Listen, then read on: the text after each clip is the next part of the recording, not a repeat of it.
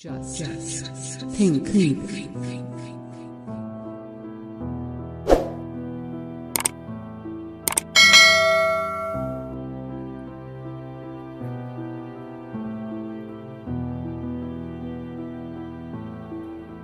Buddha and his Dhamma, Buddha और उनका धम्म।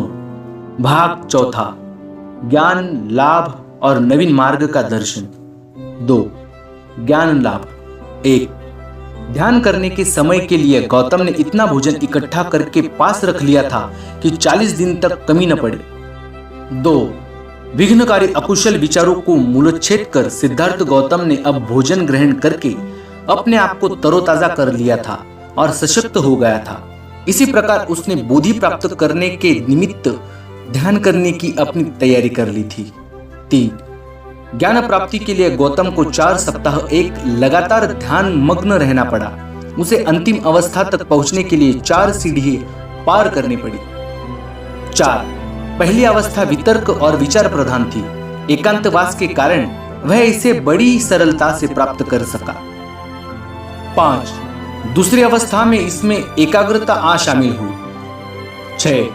तीसरी अवस्था में समचित्तता तथा जागरूकता का समावेश हो गया। 7. चौथी और अंतिम अवस्था में समचित्तता तथा पवित्रता का सहयोग हो गया और समचित्ता तथा जागरूकता का। 8. जब उसका चित्त एकाग्र हो गया था, जब वह पवित्र हो गया था, जब वह निर्दोष बन गया था, जब उसमें तनिक भी कलुष नहीं रह गया था, जब वह सुकोमल हो गया था, जब वह दक्ष हो गया था, जब उसमें दृढ़ता आ गई थी, जब वह सर्वथा राग रहित हो गया था तथा जब उसकी नजर एकमात्र अपने उद्देश्य पर ही थी, तब गौतम ने अपना सारा ध्यान उस एक समस्या हल करने में लगाया जो उसे हैरान कर रही थी। 9. चौथे सप्ताह के अंतिम दिन उसका पथ पर कुछ प्रकाशित हुआ। उसे स्पष्ट दिखाई दिया कि उसके सामने 2 समस्याएं हैं। पहली समस्या यही थी कि संसार में दुख है और दूसरी समस्या यही थी कि किस प्रकार इस दुख का अंत किया जाए और मानव जाति को सुखी बनाया जाए। 10.